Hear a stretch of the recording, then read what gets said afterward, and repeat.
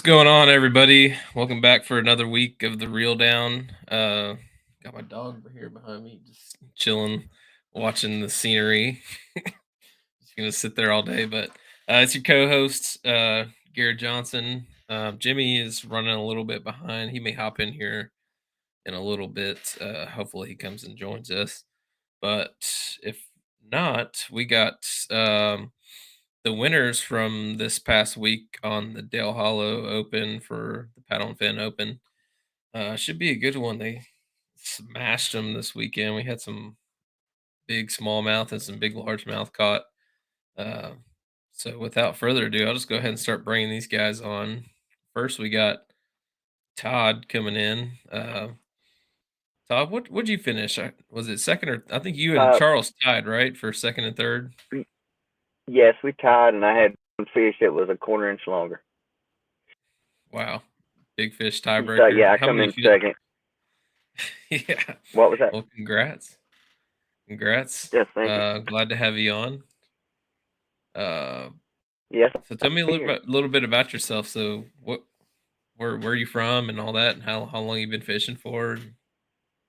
I'm from Central Kentucky area, um, but right currently I live over here by Bowling Green, Smith Grove, and Yeah. I moved here for one. I so yeah, I work a weird schedule, so I get to fish every other weekend, sometimes during the week, Oh, and that's I've been awesome. fishing my whole life. Say my whole life. From high school on, I was fishing bass tournaments, but it was out of a boat. And then I fished PFLs out of a boat, Hmm. and I got interested in the kayak thing and bought me a Hobie PA-14 and fished that a couple years. And then I bought a Pursuit and put it on it. And I hadn't taken my boat out for 3 years, so I went ahead and Wow. sold it. And now So I how long have have you been I just kayak bought fishing and like tournament fishing? uh, somewhere. I tried to figure that out the other day. Somewhere between 5 and 7 years, I think. My Wow. best guess, Hmm. 5 and 7 years. That's a good run. Mm. But yeah, I really love kayak. What was that? So yeah, that's a good run. 5 7 years. So that's a lot of experience, I guess, for most of the Well, kayak industry. That's not been around much longer than that.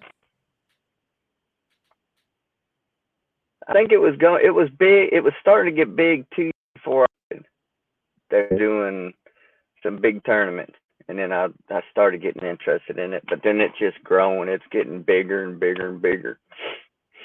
Yeah, nonstop. Well, I'm going to bring in our next guest here. So we also have this is going to be our winner from the event. Well, actually, we'll bring in Charles. He's the one you tied with, as we already mentioned him. Uh, so Charles, how's it going?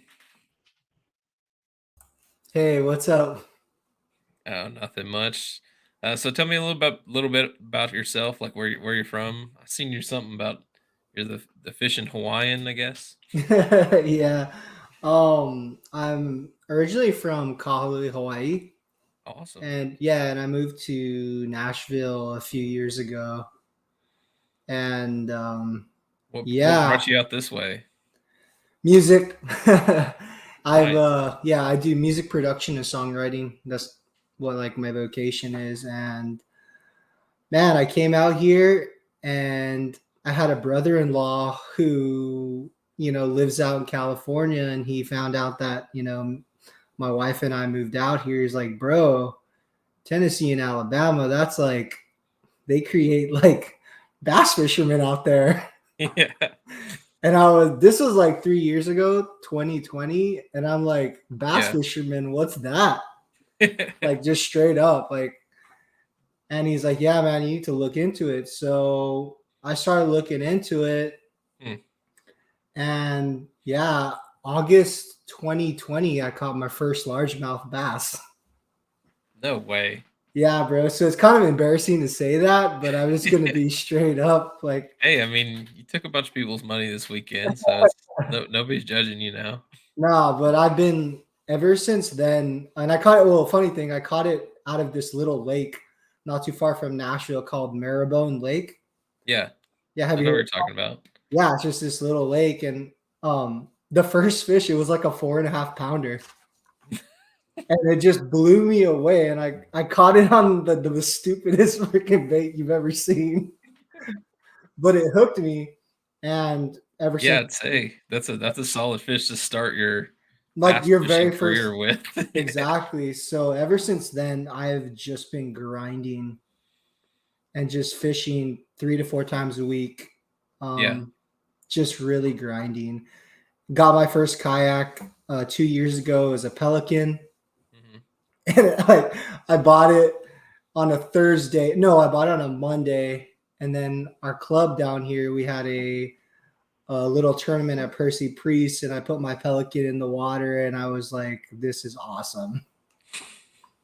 So Was it Cumberland Kayak Trail or the KBFTN that you were fishing with? KBFTN, Yeah. yeah, Uh, and completely sucked it up.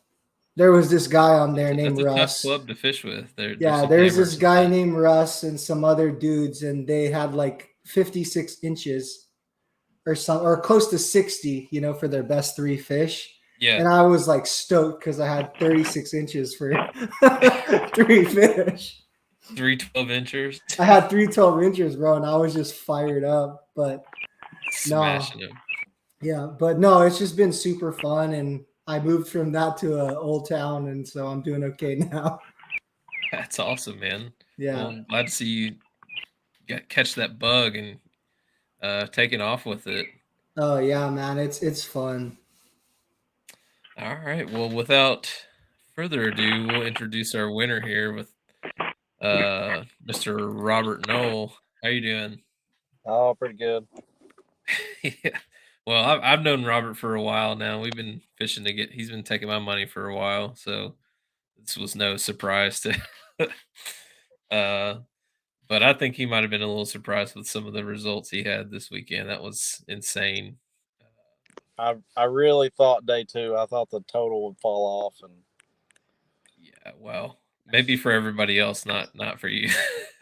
it probably would have, because about 9 o'clock I was melting down. Like, I had two fish, which granted one of those was a very nice fish, but Yeah. I only had two, and I mean I was riding the struggle bus. I was fighting off the demons, just trying to make sure and get that solid limit, just not to get out there and choke. And Oh, I know I don't that know. feeling.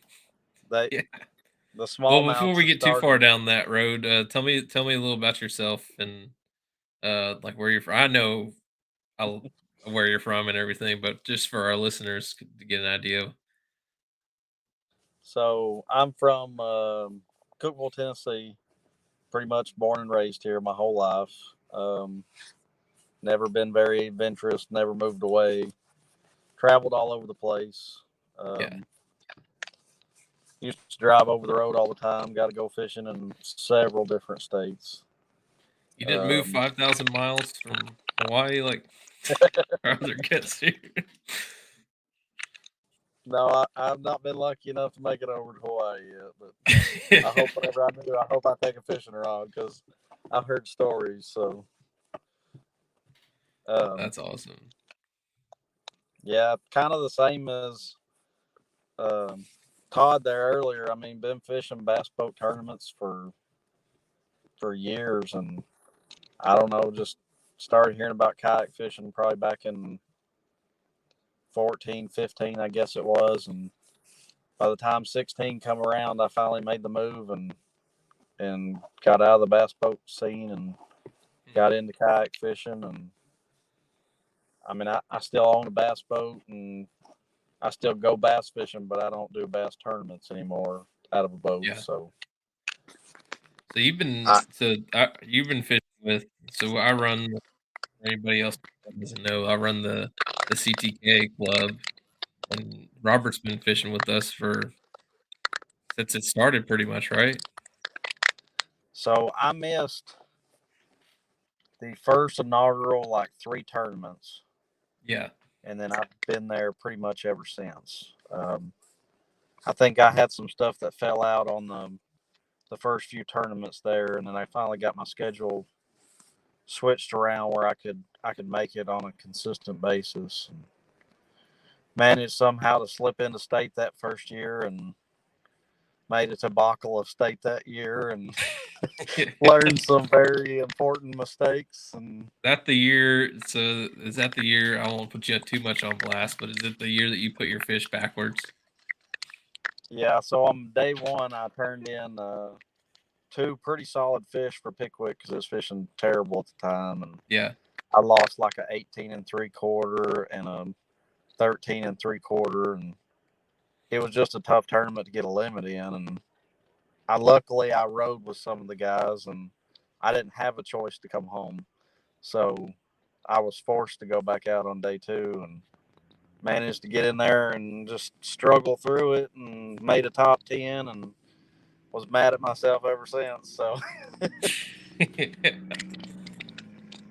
I get that. So I guess leading up to the event, did whoever wants to start first, did you guys end up practicing for this event, or you just kind of wing it? Well, I so can start this while Yeah. I'm having reception issues. Um, I didn't practice. I usually don't pre-fish, but I went out Tuesday before the tournament because I just got a new unlimited, and I wanted to go out and uh, make sure I had everything laid out before I jumped in the tournament in it. Yeah. And I caught a few small ones at my first ramp, and then put in at the second ramp that I'm trying out, and I got a small. Oh, he cut out on us.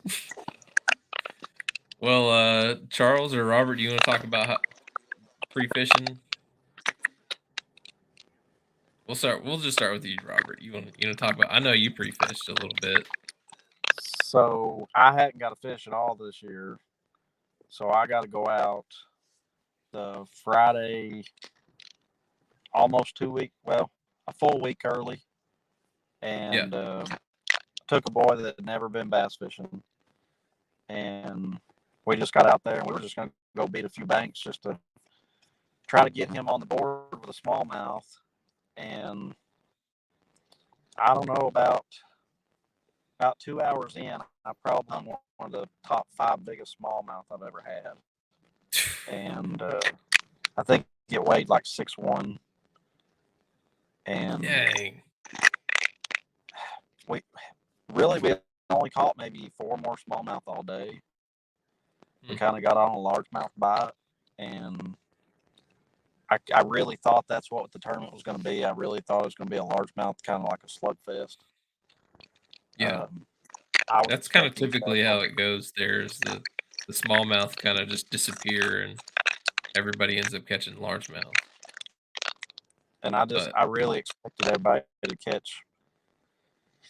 I really thought they'd stack up between 80 and 90 inches. I really didn't see it going much above that.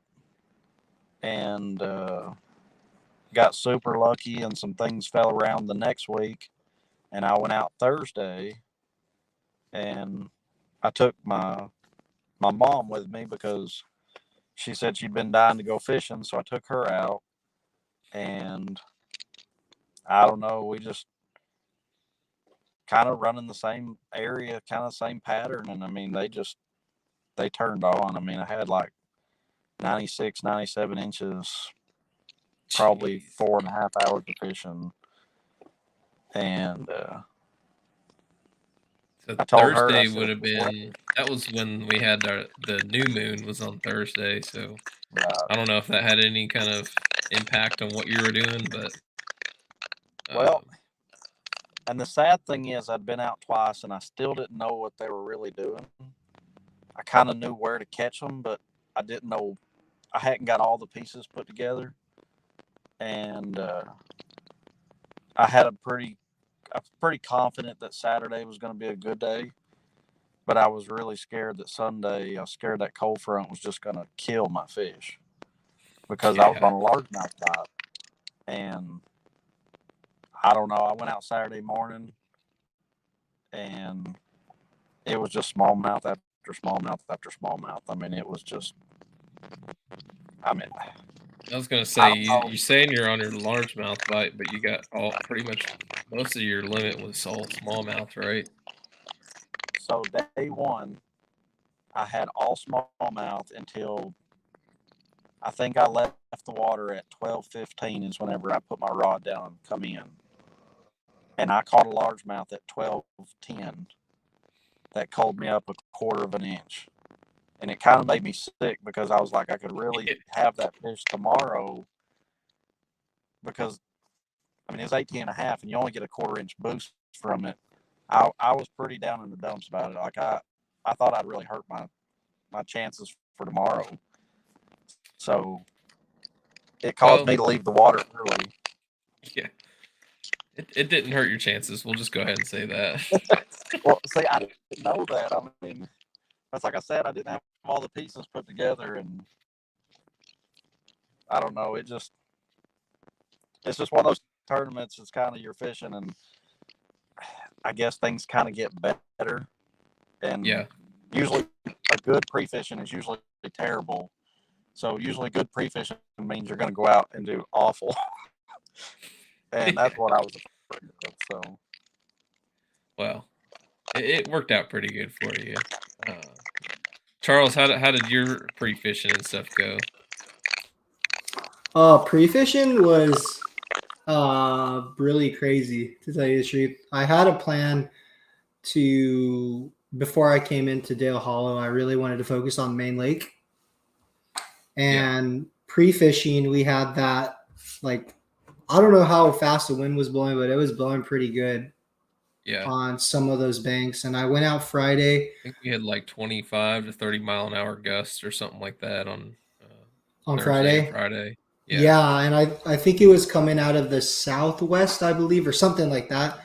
Yeah. And I just went around, this area of the main lake that I like. And yeah, as like Robert was saying, the amount of like 3 to 4 pound class smallmouth that I saw on Friday was unreal. And I'd been like on visually seeing them or that you caught? That I caught. Yeah. Yeah, that I caught. And I've never really ever been nervous to throw or cast or to fish. Yeah. But I was nervous on Friday. I was like, dude, I don't want to throw. Like, I was on a good cranking bite, and I was like, I don't want to throw anymore because every cast I was like a 3.5 pound, 4 pound smallmouth was coming up. Yeah. And I was just like, okay, this is not right. And so I fished from about 1 to I think it was 4 o'clock because line, you can't pre-fish after 5. Yeah. So it was like 3 hours. I just went and checked the area that I wanted to fish, and it was awesome, smallmouth. And then Saturday in the tournament, I start fishing. I pull up to my first spot. I catch like 3 good fish off the rip, and they're all largemouth, like 18, 19 inches. It's so crazy how they'll like switch in and out. Like one day it'll be in literally the same exact area. Huh. And I was like, this is unreal. I mean, which I'm cool with, obviously. I'm cool. It was largemouth. And I think I had 88 or 89 inches, and it was like not even 8 a.m. yet. Wow. Yeah, and so I was super excited about that. And then I made 2 more other calls throughout the day and got me up to like 93, but I knew Robert had a really good bag, day one. So yeah, I was kind of going. Robert had 97.25 inches on day one. Yeah, that's awesome. That's freaking crazy. And you ended up with 93.25, which is still a solid bag. Especially for Dale Hollow, that's a solid bag. Yeah. And then, so day one was good. Day 2, I go out there and I go to the same spot that I caught those 3 in the morning, and I hooked 3 fish and I lost all 3 of them. And they were in that 4 pound class range, and I lost, all 3 of them. So yeah, like, no, when Robert was talking about like, it'll spin you out. It spun me out for a while. And I put together a small little limit, I think around 77 inches or something like that. And I had that, throughout the day. And I'm kind of bummed out, my whole Sunday was just like, I'm like, well, I'm in the top 10. I got 77 inches. Yeah. Well, I go to like my very last spot and there's 10 minutes left. It's like 150. And I pull up on this like black slate rock bank and I catch a 18-incher smallmouth. And I'm like, cool. I get that on the board. It's 152. So I just keep fishing. I make another cast, the same point, and I land a 20 and a half. I get the fish upload on the thing, and it's 155. And I'm like, all right, that should put me somewhere in the top 3, somewhere in there. Yeah. So yeah, I kind of lucked out. That's a huge fish at the end there. What's that jump you up like? Yeah, I jumped me up a few places. Yeah, what did that call out for you? Like a It called out a 12-incher. dang, so an Yeah. 8-inch coal. Yeah, called out a 12-incher. So that I was, it helped me out a little bit, bailed me out. So I'm super lucky and fortunate at the same time, I think that total would have jumped you up like 3 or 4 spots. Yeah. That one fish. So yeah. So instead of ending at 77, I ended up with like 89 that day or 88 or something like that. So yeah, pretty happy about that. I'll take that any day. Yeah. That's all, especially for only tournament fishing for 3 years now, man. That's an awesome accomplishment there. Thanks, man. I know a lot of guys that have been doing it a lot longer that are still trying to get the hang of that. So definitely a cool thing. We'll try to get Todd back in here. He's been bouncing in and out of signal. Let's see if he's Todd, you with us still? Yeah, I'm driving to somewhat place better. I was good, but when everybody gets on, it knocks me out. If you need to, you can just turn your video off, and it might work a little better. I didn't hear that. So if you need to, you can turn your video off, and it might work a little better.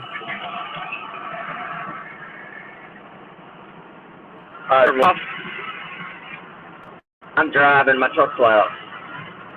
All right. Well, we'll bring you back on here in a little bit when you get somewhere. All right, I'm going to a better. All right. All right. Well, we'll catch back up with him in a little bit. I'll bring Robert back on here. So, Robert, we talked about Charles's day 1 and day 2. How did your? We just started to get into it a little bit, but how did your day 2 go? So my day 2, say 9 o'clock, maybe 8:45, somewhere in that ballpark. I finally put the 3rd fish on the board, and it was like 16 and a half. It was a solid smallmouth, but it wasn't what I was catching. Yeah. It kind of helped ease the nerves, and luckily by say 9:05, I think it was, I caught number 4, and then like 9:12 or something, 9:15, I caught number 5, and I had roughly 81ish, 80, somewhere in that ballpark. Yeah. Because the second fish I caught was that 21 1/4 largemouth, so it gave me a pretty solid bag, even though I had some room to cull. Yeah, that would have kept me going. Well, that one I seen on Saturday, and I wouldn't throw at it because I had a 21-incher already, and I'm like, if you want a chance to win big fish again, you can't hook that fish on the same day. Yeah. So I kind of got super lucky whenever I stopped fishing early on Saturday. I got the impression that some of them were on bed, so I went looking, and being in that Liska paddling, I mean, it's a pretty good little task to try to cover miles of bank to find bedfish. So yeah. So I took it upon myself to cover probably 2 miles going back toward the ramp just to be very thorough. And the second to last pocket I pulled up in, there was 3 largemouth in it, and one of them was that big fish. And just hoping that one of them was the 18 and a half, and I made a cast just to see how it was going to react because I wanted to know if it was locked on bed or not. Yeah. And as soon as I cast it in there, it picked up my bait and bolted, and I could not set a hook. Like, it was so reaction. Yeah. I mean, sometimes even if you're just trying to pull it out of their mouth, it'll just like set into them. So. Well, I mean, fishing for so long when the line's moving, I mean, it's just reaction to set the hook. So Muscle memory take over, and you just yank on them. yeah, I set the hook and my head immediately dropped, and I'm like, oh no, why did you do that? But oh yeah, so if anybody doesn't know, Robert's fishing out of Alaska that he's paddling. He used to have a 14 360 and he gave it up to go back to paddling. I sold on Sunday before the tournament on Saturday. So wow. And then you don't do you have a graph on that Liska? I don't think you did. No, I don't. I've never had a graph on that one. That's what I thought. Don't use a graph. Paddling Alaska, and you usually only are bringing like 2 or 3 rods with you, and like 1 tackle box. So on Saturday, I was on a multiple bite. Everybody swears that I throw a net rig, and I mean I tip my hat to them. That's normally my bait, but knowing that it rained that or like a spinnerbait or something that's typically what I hear from, or that or like a brush hog. Saturday morning, and I picked up my spinnerbait, and on Saturday I lost 5 before 7. I lost 5 in a row, but I was so calm because I had been catching so many that I was able to keep myself calm and just keep casting. Because to me, the spinnerbait bite in April on a cloudy, little bit of wind and rain is perfect. And that's what we had overnight Saturday. And I mean, I could have went out Saturday with 1 rod. I mean, I would have been quite happy with 1 rod. I always try to take a couple for backups just in case. But I think I had a jig tied on that morning, which turned out pretty nice for me on Saturday. And I always have a Ned tied on, but I did not pick that rod up Saturday until after 11 o'clock. And I was just fighting it. I was literally saying, okay, everybody says I'm throwing this bait. I'm going to beat them on something else. And I did make 2 you not to throw it Saturday. Yeah. But that's whenever I really figured out they were locked on bed. I did pick up the net and pitched into a couple beds, and I think I had like a 19-inch smallie and maybe a 19 3/4-inch smallie. I mean, I was being very selective on what I was fishing. So were you bed fishing those smallies? So on Saturday, no, but I knew where they were laying, but I had an idea they were on bed, but I couldn't see them. Yeah, so most I think it's because that little bit of rain had dirtied it up. Yeah, and most of the time they'll bed deeper than largemouth, just out of sight, basically. But so on Dale Hollow, normally 6-8 feet is not out of visible range. Yeah. But for whatever reason, on Saturday that was just out of my visibility.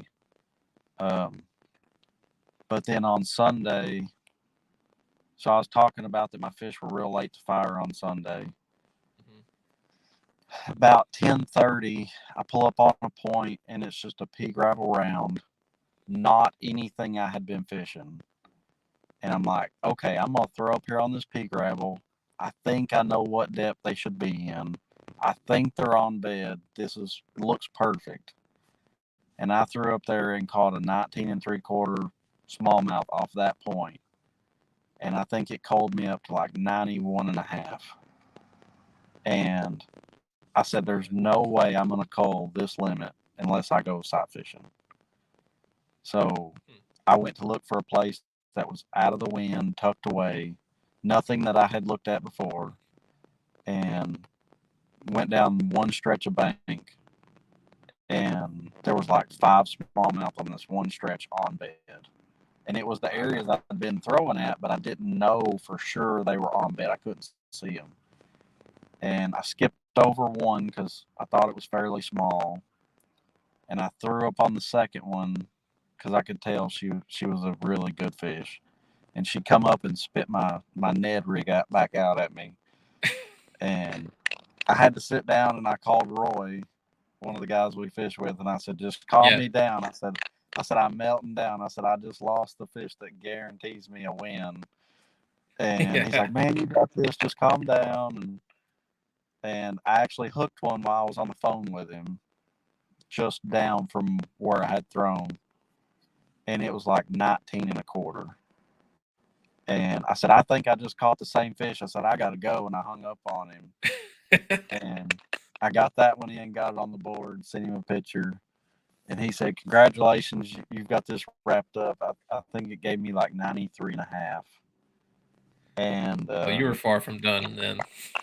Well, I immediately got up, stood back up, and I start paddling down this bank. And the very next rock cut, there lays another one. And I threw up on it. It was 19 and 3/4. I got it in the boat, put it on the board, and make another pretty healthy call. We're talking probably 16 and 3/4 up to a 19 and 3/4, like 3 inches. Yeah. And I'm sitting there just shaking because, I mean, at this point, I'm like, okay, there's one fish you just lost that definitely helps the cause. And I kept telling myself, I was like, she'll bite again. She'll go right back up on that bed. So I finished up with that 19 and 3/4, made me a U-turn, went straight back over to that rock cut, and I ease up there, and I can see her back on bed. Pitch my net up in there, and she won't even look at it. Like she knows what the game plan is. She done figured you out. So I sit there for probably 20 minutes. I didn't make a cast for 10 minutes. I just backed off and watched her, and just completely just sit there in the boat and watched her. I didn't fish at all. And I done made my mind up. I was like, if I can catch this fish, I'm done. Because it's like 11:35, 11:40, somewhere in that ballpark. Yeah. And I throw back up in there, and she didn't swim off. She spun around and stared the bait down, and I'm like, okay, she's catchable at this point. And I make a third pitch up in there, kind of rubbed her on the side, and as soon as that Ned rubbed her on the side, she just inhaled it and set the hook. And awesome. Luckily, the second time she did not fight near as hard as the first time. She pulled enough drag that I had to lay the net down and reel her back up because she got out of my net range, and it was a catastrophe trying to net her, but finally she got in the net, and I think I yelled as loud as I've ever yelled before. And I'm sure every kayaker within half a mile heard me. Yeah. But she was 21 and a half. She was my big bass for the whole tournament. That's insane. And I'm going to throw the picture up on here.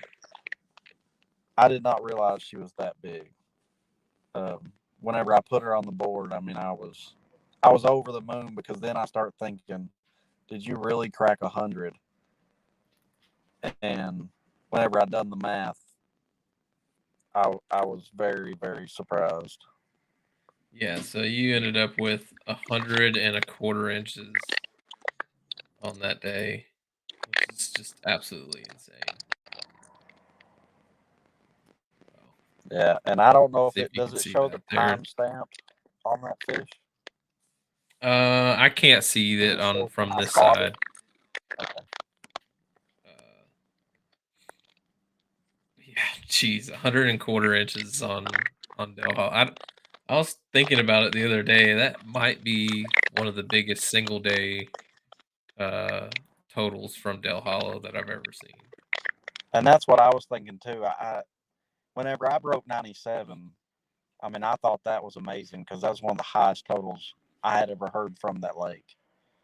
Yeah. I mean, even with the Bass Nation and stuff going up there, I mean, I know it's a different time of the year, but still, I mean, 92, 93 inches is an amazing limit on that lake. Yeah, that's usually like a top 5 finish out there. Oh, Or I mean, hands point in. down with 92, 93 inches. I mean, I don't know that I've ever seen 97 posted, honestly, but Yeah. I mean, I think I remember one maybe that was 98 or so. It seemed like one of those Bass Nation ones that we had, but I don't know that I've ever seen 100 inches broken out there. I've always thought it was possible, but like the stars would have to align to make it. and see, that was me. I thought it was possible, but whenever I had 91 and a half, I knew if I kept doing what I was doing and I wasn't sight fishing, I did not see myself culling very much. But Yeah. then my next 3 culls were all, I mean, I don't know this for sure. I guess somebody could tell you better than I can, but I think they were like 3-inch culls apiece. Like each cull was like 3 inches each time. And that just, God. I did not think that was possible. I mean, I was excited with 91 and a half on day 2. Very excited. Yeah, I mean, I think that still would have won it for you by And, far. and I Yeah. do. And I mean, I wasn't trying to run up a total. Like I wasn't out there. I mean, granted, You just had I'm to going to do the cram best I everybody in the can. dirt. Just Yeah, I mean, because whenever, like I said, whenever I caught that last big one, I mean, my whole day was done. Like I literally put my rods down, made a few phone calls, and just started easing back toward the ramp. And it was like maybe 12, 15, maybe. I mean, wow. and I done said in my mind, I said, if somebody beats me now, they deserve it more than I do. Yeah. And I mean, that was No my doubt. thinking because they were gonna win big bass beyond a shadow of a doubt if they beat my 2-day total, and I was okay with that. I mean, I was fine. I mean, it did not cross my mind one time if somebody beat me, I was not going to be upset. So I broke 100. I was over the moon. I mean, been fishing for years and years, and that was Yeah, in so that's probably my another thing top 3. that I was that I guess could have kept you going trying to catch a big one was like that big bass pot for each day. So Knowing like yeah. Roy jinxed me early that morning because I guess I boasted a little bit because I knew Roy wasn't there, so I wasn't trying to rub it in, but he had some car issues with a tire and he wasn't there. And Yeah. I told him, I said, I'll text you tomorrow morning if I catch a big one. Well, I caught one at like 607, 608 whenever I caught that 21 incher, Yeah. 21 and a quarter. And I waited till almost 7 because I thought, well, he might sleep in. See, now he's not here. So I Nah, you texted don't him. sleep in. He immediately calls me and he goes, man, he said, you're okay now until somebody catches that 21 and a half smallie and beats you. And so Yeah, it's gonna be me. whenever I landed that one later in the day, I said, man, I said, somebody just caught a 21 and a half inch smallmouth. I said, can you believe that? And he's like, who did it? Well, I did. I mean, and he started dying laughing. And I told him, I said, you jinxed me this Rude. morning. I said, sure as the world. That's But awesome. that lake, I seen pre-fishing on that Friday a week early.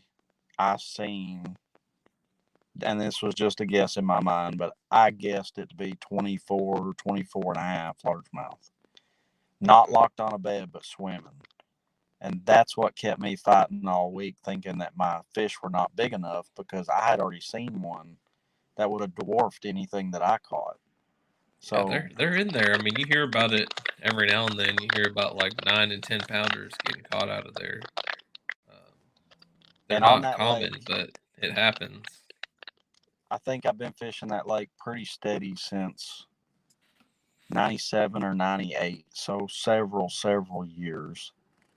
But I personally have had probably 5 fish that were in the 7 to 8 pound range that would easily have beaten that. I mean, and I knew the conditions were right for a big fish. So that's what also had me nervous. So, which granted, that springtime bite sets up good for me. That's why I normally don't fish the fall time stuff on that lake, because it does not set well for me. Yeah. And It's a struggle. It's a grind for everybody on that spring, on that fall stuff. So I mean, I'm out there catching them, and I'm expecting everybody else to be posting the same big numbers, just because I feel like if they bite for me, they're going to bite the same for everybody. And well, they were biting for just about everybody. No, I just feel like most people weren't really on that same quality, I guess, that you had. But from the sound of it, from everybody else was catching a lot of fish. I mean, they had 44 anglers total with 361 fish submitted. What's that come out to? 8 fish a piece, and like I didn't get the fish the second day, so you guys made up most of that total for some of those people that couldn't do so that. it's always a good tournament, and I hope other people had the same deal. But I don't know how many fish I turned in. I mean, I do not know how many times I turned in for culls. Let me see. It kind of shows it. So Normal, it says you culled 8 times on the first day and 6 times the second day. So you culled 2 limits basically both days. and I probably, on my phone, I probably have 75 or 80 pictures. Wow. So there was a lot of fish that I took pictures of that didn't get turned in. So I mean, I feel like the number that it shows of what was caught, I feel like really don't reflect what was actually caught. Because I mean, Very I well will could have have to been. dump I will have to dump a lot of pictures, because I mean, I have just bukus of pictures from those 2 days. And I mean, that does not normally happen. I mean, normally if you're on a bed fishing, at least in my opinion, you're catching maybe 6, 8, 9 fish a day. I mean, you're not catching 30 and 40. Yeah. And on Saturday, I guess I would easily had 35. I mean, there was a That's point insane. between 6 and 8 o'clock that it was probably every other cast. I mean, it was almost exhausting at one point. Like, it's a great feeling. I mean, I'm not Yeah. trying to put that off, but it was, Oh, I'm just exhausted from catching all these big smallmouth. well, and I mean, it's very nerve-wracking, because the way they fight right now is crazy. So I mean, it doesn't reflect. So on Saturday, I lost 2 that I think would have helped me. That's the sad part. I think I literally lost 2 smallmouth that would have helped my total at the end of the day. Jesus. I don't know that I caught the monster that I caught a week early pre-fishing, Yeah. but I lost the fish in that same area that I couldn't even turn it. Like, I set the hook, and I mean, I've got it on 20-pound test with a jig, and I couldn't turn it. I mean, it literally, it fought like a largemouth, and it dug for deep water, but it very well was more likely a smallmouth for what I was catching. And I've on had a 20 couple of pound, small up there that you hook into them with a jig and they start digging, and it just yeah. like I had one that I got in the net that had bent my jig hook all the way out. And I mean, that was me Saturday. I mean, it's nerve wracking when they're fighting like that. And I mean, you might get a 10-minute break, and you've got another one that's trying to go crazy, trying to get it in the net. And at this time, all these fish help. I mean, you're still fighting for a total, and it's just it's nonstop. I mean, your brain does not get a chance to shut down. Yeah, I get it. I get it. Well, I'm gonna try to see if Todd back in here and see how his day 1 and day 2 went. You there, Todd?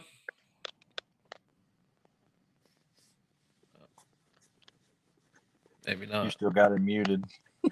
No, he got disconnected again. We're just never gonna hear from Todd. And I guess so. I guess Jimmy is also not gonna make it tonight. It'll just be me for tonight. But Charles, I'll bring you back in here. So on day 2, you said you were kind of racking your brain. Like, what were you doing that kind of kept you going? I guess. Yeah. Just trying to stay mentally tough, tell you the truth. Yeah. Yeah. Like, so what overall? What did you guys think of the event and how they had it organized? And I thought it was awesome how it was ran and doing the big fish pots for each day. I felt like Yeah, gave that was everybody a unreal. chance to kind of keep going, keep mentally motivated. Yep. I had two guys from West Virginia in my cabin, Yeah, and both of them were like, "Oh yeah, we're still gonna go out on Sunday." I think one guy caught a limit, but the other guy, I think he skunked on Saturday. yeah, But he was still juiced up. I mean, he was like, "Man, I could still catch a big bass," because yeah, that's a pretty healthy big bass prize, and for any tournament, that's amazing. yeah, for sure. I mean, that's more than first place in most tournaments, like around the country. Yeah, yeah, That's insane. So But so Robert I ended have up fished bass sweeping boat the table. tournaments. Yeah, I have fished bass boat tournaments for well over 10 or 15 years. Mhm. yeah, I have fished a couple that had huge prizes, but never had a single tournament that paid more than like 2,400 for me and my partner to split. So Right. for what yeah, went down this weekend, I mean, that will never leave my memory. I mean, because even just winning the big bass put it in the top 2 of either being in a bass boat or a kayak for me.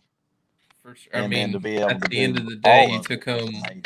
almost 6 grand for 2 big So, fish trophies and first place so that's they out of that's a told me, that's little out of wild. a little Leska Yeah. that yeah, and everybody's like, probably you was need to put like, a motor on that thing now because it paid for it. And I'm like, that's not how this works. yeah. But, No, now you can take your trip to Hawaii and go take the wife out there. Hey, let's go, but bro. even as good as weekend as it is, I don't know if that still affords Hawaii or not. It makes a big dent, Yeah, but yeah, that's I awesome, mean, man. I mean, so I guess I never really went over these totals, but so you had 197.5 inches for your 2 day total, which is, I mean, that would have won a lot of That's tournaments healthy. like around the country. I want to say so that that would have beat like a lot of the Florida fisheries and stuff like that. This, and that's kind of what I was comparing it to is I, I think Texas and California, I think they stand to beat that total. yeah, But I mean, I would take 197.5 in Florida. I mean, even when Florida's on fire, I mean, yeah. Not to mention that like 8 out of your 10 fish were all smallmouth. Yeah, 8 out of 10, and you still had almost 200 inches. Like, so kind of ridiculous. shocking thing was to me is my pre-fishing was largemouth, and I want to say with all those pictures I took, I think there's only 5 largemouth on all of my pictures. And I did manage to catch a Kentucky on Sunday that would have been legal. It was like 12 and a quarter, but it did give me the trifecta, which amazed me because that's the first Kentucky I've seen on Del Hollow in years. I think I did have one last year when it was so tough. I caught a tarp one out there a few years back in one of the areas that I usually fish with you, and it was an 18.5-inch spot Wow. out there. That's one of the other ones that bent one of my jig hooks out. So Did the same thing. just around the bend come my biggest Kentucky on any water was from Del Hollow, and it weighed 427, I think. And it Wow. was 19 and a quarter inches. But it was so fat. Healthy fish, They're, man. they're in there. It's just, I don't know. I think as you fish for years and years on end, you tend to run through different techniques and different styles. And if you really pay close attention, you'll notice how bad it affects what you catch. Yeah, I mean, I can see that. and I'm not. So I when can did you start understand throwing a that. Ned rig? When did I start? Or you need to start. So I will say this: out of those 10 fish that were all 18 plus, 18.5, Yeah. I think was my smallest. I would say 5 of those did come on a Ned rig. Wow. So I mean, 5 of those fish did not come on my favorite bait that I love to throw religiously on any lake I go to, anywhere in the country. Even when I go to Florida, I still throw that bait, even though Florida does not set up well for it. And I mean, I'm still pretty successful with it. That's the sad part. I mean, it's a tried and true. I mean, you well, obviously you want a lot of money on it. So if you want to catch numbers, if that's just flat the goal to catch numbers, I do not know, depending on the conditions, a better way to catch a great amount. You don't know what size they'll be, and they're normally pretty uniform. But yeah, if they're the right size, there's no reason not to throw it. I mean, It's true. It's it you true. do is. have It to is. throw it on a sissy stick, but I mean, I've won a couple of our CTK events up there on freaking Ned rig. Like it That's just had to be wild. work. That's me wild. and you tied big bass up there Yeah. for our big bass tournament last year. I caught it on a Ned rig. I mean, What's you caught yours crazy is 20 minutes earlier than I did. yeah, and I caught mine on a 6-inch swim bait, and you caught yours like a cove over from me on a little Ned I rig. heard you and seen you catch yours, and then turn around and caught mine. I mean, Yeah, that's hilarious, man. So, do you guys feel like this was definitely like a spawning style event? Like, I know I saw a lot of fish that were on beds when I got to fish, but didn't really realize it until it was way too late, and I couldn't. And the wind was blowing the wrong way. Couldn't figure it out. But were you on guys Saturday. targeting? So on Saturday, I didn't realize what I was catching was bedfish until I got ready to leave. And whenever I went looking, that's whenever I put that piece of the puzzle. I just thought the smallmouth were in the rock cuts. That's what I thought. Yeah, And they were, but that's where they were bedding at. And whenever I figured that out on Saturday, it's probably the only way I kept it together on Sunday because it gave me another level of confidence that the higher the sun got, and as long as the wind stayed fairly calm, if I had 2 hours, I had a chance of putting a solid loon in the boat. And I mean, I relied back on what I had learned over years and years of fishing. So that really gave me that next level to keep it cool and keep plugging along. I mean, it helped a bunch. Yeah, I get that. That's always a good thing to have in your pocket whenever you see that happening. Like you can fall back on it, but not making it your main go-to is hard to do. But if you need a coal or something, that's a good thing to fall back on. Yeah. I'm taking notes. Yeah. I've been taking notes this whole time, bro. So Well, you don't need to be taking notes. I mean, you cashed a solid check for yourself. no, it was good. I caught fish and pretty much they were in all three stages. Yeah. There was some post spawners, and then like Robert's saying, I there was a couple of fish that I caught off bed, a couple largemouth that I caught off bed, and then Yeah. caught a couple pre-spawn fish off points, and those kind of helped. But yeah, I'm still like super new to sight, or not sight fishing, but fishing for fish off bed. Yeah. So that's kind of a new thing, for my mind. But it's cool to see that actually can be a deal on Dale Hollow at certain times. It can for sure. I think Dale Hollow is where I kind of learned how to sight fish and learned how to look for it. And ultimately, I kind of feel like you're playing a chess match with the fish and trying to get them. You got to make the right moves to get them to Sure, uh, you're right. to get it to happen. Half the battle sometimes though is just getting in position or area to be able to actually see them. Like Right. you can kind of blind fish for them and hope that you get it. It's a lot better if you can actually see them, see how they're reacting, and whether or not they're like locked onto the spot, what the spot Standing is in a that they lister with a paddle in one hand and a rod in the other. yeah.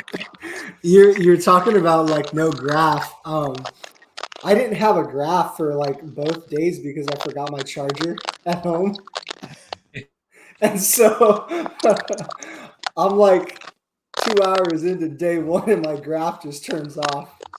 And I'm like, oh well, I know Oh what I'm well. fishing anyways, so it Yeah. ended up working out anyways.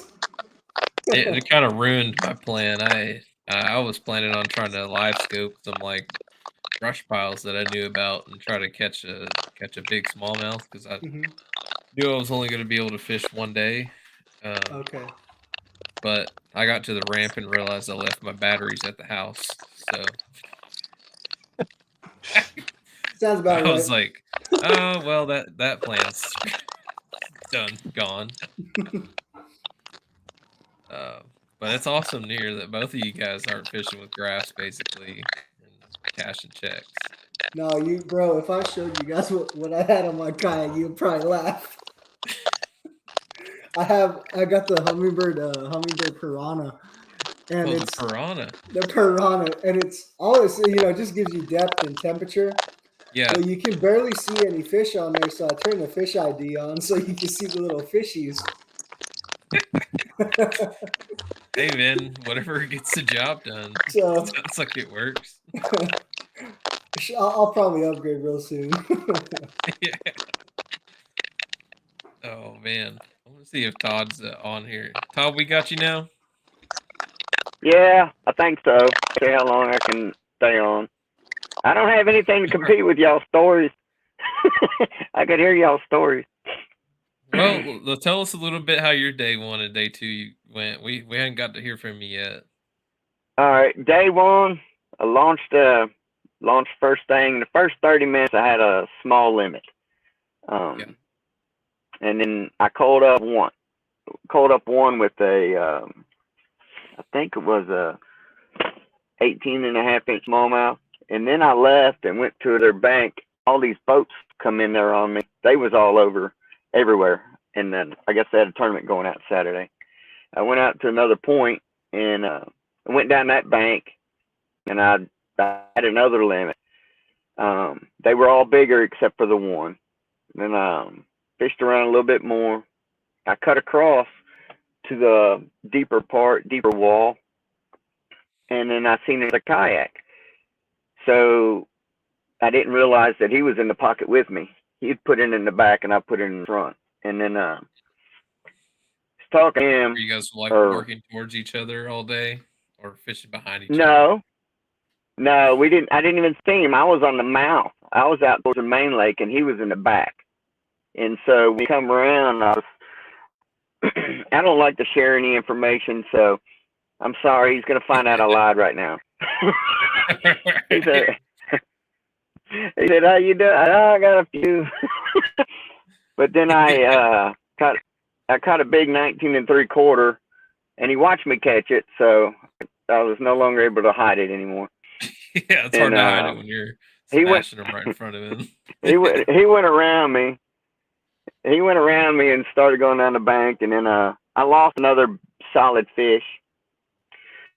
And so I started heading back into the pocket, and I caught 2 more that I called up.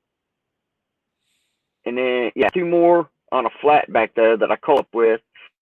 And I come back around and I caught another one spawn off a tree. And at that time I said, I got to go because tomorrow's going to be worse. And I'm getting 1/4 inch upgrades and I'm going to wear this junk out. So I took off the water early. I couldn't submit nothing because of no reception.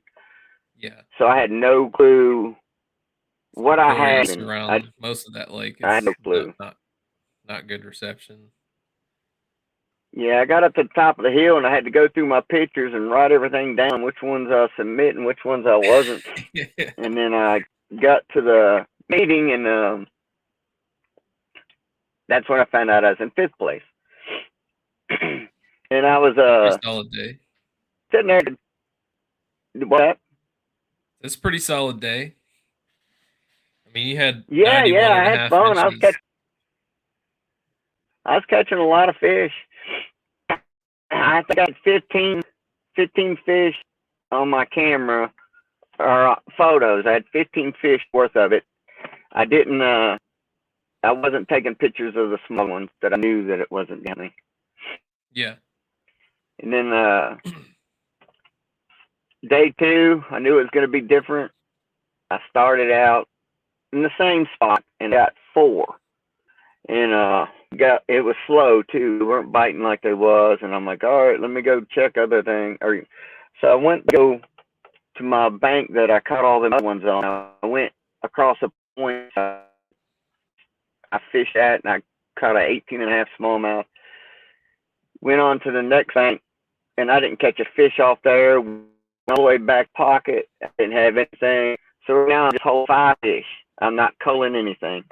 Went back to the back, checked pocket, nothing. I come back out, started fishing some points, and at 1, so from the clock on, I didn't have a fish until I think 103, 105, and I hooked a 20 3/4.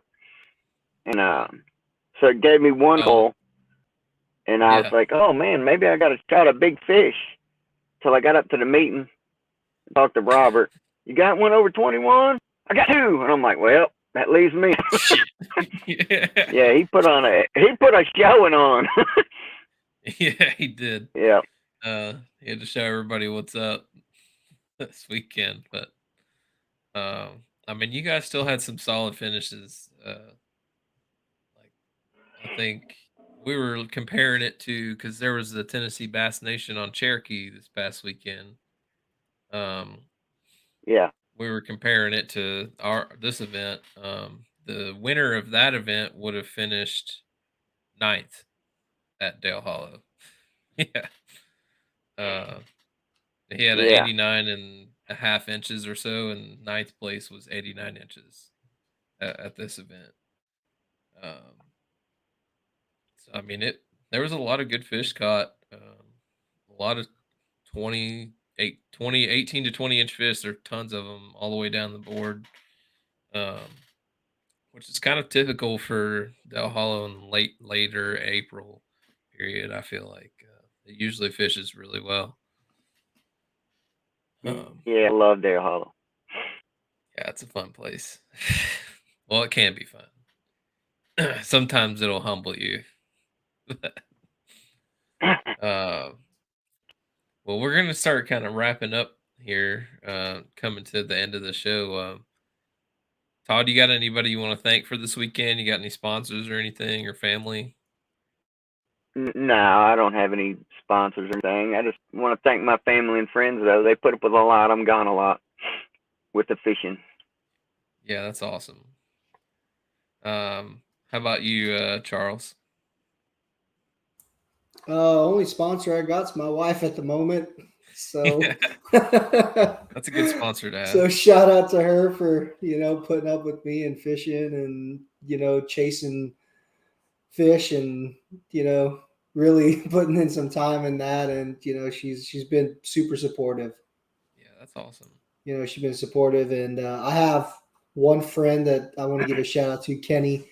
2 years ago, me and him linked up, and he probably takes me fishing in his boat once a week.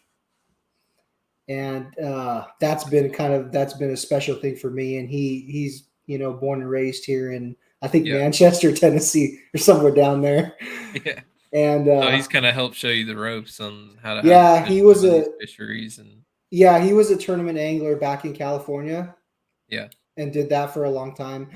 And I remember the first time I got on the boat with him, he was like, "Bro, you need some help." And so we all got to start somewhere, Right. And so I've picked up a few things, and he's watched me grow and do good, and it's nice to have somebody who kind of pushes you into that, Yeah. in your life, and I think that's important. So shout out to my friend Kenny. Yeah, that's awesome. You're gonna be the next Matty Wong. Do you know who that is? Oh, dude, I do. I saw him at the Bassmaster Classic. Yeah. And I got a picture with him. And he was like, "You're from Hawaii?" I said, "Yeah, bro." And he was like tripping out. Yeah, that's awesome. If anybody doesn't know, that's Matty Wong. He's an Elite Series angler. Is this his rookie year or is it second year? I think it's his sophomore year. Yeah, I think it's his second year. Fishing on the Elite Trail, and that's pretty awesome for him to make that transition. Oh yeah. How about you, Robert? You got anybody you want to thank? The fish for biting. I want to say thanks to all the people that helped sponsor this tournament. I mean, I fished it last year, and I was lucky last year. I managed 2 big fish last year also, and managed to get big bass last year. Yeah. And you were talking about it when you heard about the big fish pot for this year. Like, well, that would have been nice last year. You had big fish day 1 and 2 last year, man. And I even posted on the Paddlefin website. I said I really appreciate what all y'all do. I said, but it would have been nice for this last year. Well, lo and behold, you went and ended up taking home 1 and 2 again this year. Last year was just one of those things. The lake had been beat up from top to bottom by Toyota Series. Well, last year we fished it the same time as the Toyota Series, so there was a lot of pressure on the lake, and it was still early pre-spawn. It felt like it was tough. My fish Saturday last year was bigger than any fish they turned in Saturday with a smaller field. That's the size fish I had last year that even the bass boat guys didn't. So it just amazes me that a fishery, it doesn't matter if you're in a kayak or a bass boat. If you're in the right area, you've got as much chance as they've got. We had an event 3-4 years ago on Center Hill where the big weekend series was fishing the BFLs, and I caught one, and it was big fish for our tournament, and it was bigger than anything the BFL guys turned in that day. It just proves that if you're on the right level of fish, it doesn't matter what your boat is. Or if you're just Robert and you catch big fish all over the place. You just get lucky with a Ned rig because everybody else hates it. I mean, Yeah, you just happen to plop it right in front of the right one's face, and he and I mean, decided to take it. If I think they're on bed, I usually get pretty excited for the day because Yeah, I mean I feel like that's one thing I can do and hold my own. So it just luckily this tournament set up what I think we lost you. everything up. Well, it definitely set up to Yeah. for you because smoked him.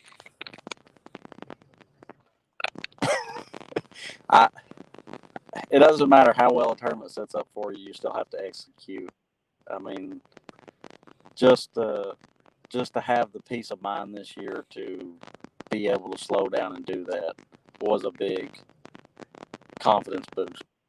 Because looking back, I have struggled in some of the bigger tournaments. I mean, look back at state. I probably gave away the first state that I fished at because I made stupid mistakes. I mean, It happens. hopefully you learn from those stupid mistakes. Everybody goes through their ups and downs of their fishing careers, and you just got to keep powering through. And obviously, it's turned out well for some of you guys. And I'm sure we'll all have some down periods, but you just got to keep going. And I've definitely had mine. Yeah, you're taking your licks. This is paying off now. I mean, 2 years ago, I was leading the points in our division, and you had a honey hole tournament, and I caught like 40 little bitty dinks that wouldn't even measure, and completely zeroed in a honey hole tournament. So you don't know when the ups and downs are coming. I mean, it happens to all of us. It happens. Well, thanks guys for coming on this week. You guys all had some solid finishes. It was awesome getting to hear your stories, and get to know you guys some more. Yes, thank you. Great job, everyone. Yeah. Good job, everybody. You guys have any final thoughts you want to talk about, or? No, just thanks for having us on, man. Yeah. No problem. Yeah, I just want to say a big thanks to Paddlefin for holding yet another very good tournament. I mean, it's 2 years in a row that they travel a long way. They come down. They do a lot of work to get it out there. I mean, it's not an easy thing to do. Yeah, it's an awesome event they put on. They haven't made any announcements yet. We haven't for next year. I know that's going to be in the works soon, and I think we're supposed to have a meeting about it in the next week or so, or the next couple weeks. So hopefully some announcements will start coming out soon for next year. I know the plan is to have it again next year. There's no dates solidified or anything yet. But yeah, it's an awesome run event. They got some crazy prizes, even for the guys that didn't finish in the money, there were some awesome prizes given out. So that's good stuff. With that, I'm gonna close the show out. Appreciate you guys coming on. Good luck in all your future endeavors and all your future tournaments. What tournament you got next, Charles? I think I'm fishing Chickamauga on Saturday. Yeah, I got Chick on Saturday. Is that with TVK? Is that? Yep. Yeah. Yep. Solid crew. It is. I've never fished out there, but I know there's so many kayak tournaments out there. I need to start cutting my teeth out there. Yeah. So, especially in this region, you'll run into a lot of hammers and a lot of good anglers. Oh man, it's so competitive. It's crazy, but Yeah. I'm here for it, and I understand it costs money, but yeah, here for it and gonna do my best and learn and see what I can do. Yeah, and even if you don't do well, I mean, it's still a good learning experience Oh, in any of those absolutely. events all over the place. So Absolutely. most of those guys in those clubs too pretty willing most of the time to kind of tell you what they were doing and kind of help you Right. put you on some fish so you're not just out there feeling like you're getting your face beat in every time kind of thing. Yeah, they'll 100%. they'll help you bring you along. Right. Oh, for sure, man. Well, that's awesome, man. Robert, how about yourself? What do you got anything coming up? Or are you gonna fish anymore this year? He's muted here. Oh well. All right. I think that'll do it. But anyways, that's gonna be it for this week. I think next week, I'm not sure what we have on the docket for next week. I know there's a Seminoles coming up this weekend. So next week we'll likely have the winners of the Hobie BOS from Seminole. That's awesome. Get to talk with them, see how that goes. Other than that, When's y'all's next tournament? we have our Center Hill event coming up on May 13th. May 13th. Yes, sir. Should be a good one. I think from the last time we fished it, it was a lot of good limits put up. We didn't have a whole lot of people fishing it, but we had, I mean, 10 spots. 10th place had 50 inches. Oh wow. That's great. Yeah, That's 3 fish. fantastic. Yeah, so Yeah, for three it was fish. it was some good fishing. And I think we'll just get better in the next couple of weeks All right. before the Be summer another bite slug really digs in. Were you trying to say something there, Robert? You gonna chime in about Center Hill? You gonna come take our money? I think Center Hill be another slugfest. Yeah. Yeah, I think it'll be one of those tournaments you got to have 52, 55 to even have any kind of shot. Wow. Yeah. Are you gonna come fish it with us? I'm thinking about it. I have it on my calendar, so Awesome. yeah, you most likely see me out there. Yeah, well, we looking forward to it. We All usually have right. her in at Twisted Oak. Okay. Where's that at? It's on the west side of the lake, but it's a good place. Cool. Fun, good food, good Oh, times usually. I love good food, man. Yeah. Uh, I think after that we got our Tennessee Hammer event on June 3rd. That one's going to Yeah. be a big tournament. I think we're looking at probably having somewhere around 100 or so people in that event. Wow. So we're doing that with KBFTN, Yeah. Cumberland Kayak Trail, Southern Middle, and TVK is all joining up for that. So that'll be a big one. That would be a big one for sure. Yeah. So yeah, fun stuff coming up. Uh, we'll be back for another week next week with the Hobie BOS winners. And with that, I'm gonna close her down. We'll see you guys next week. All right. See you, man. See ya. See ya.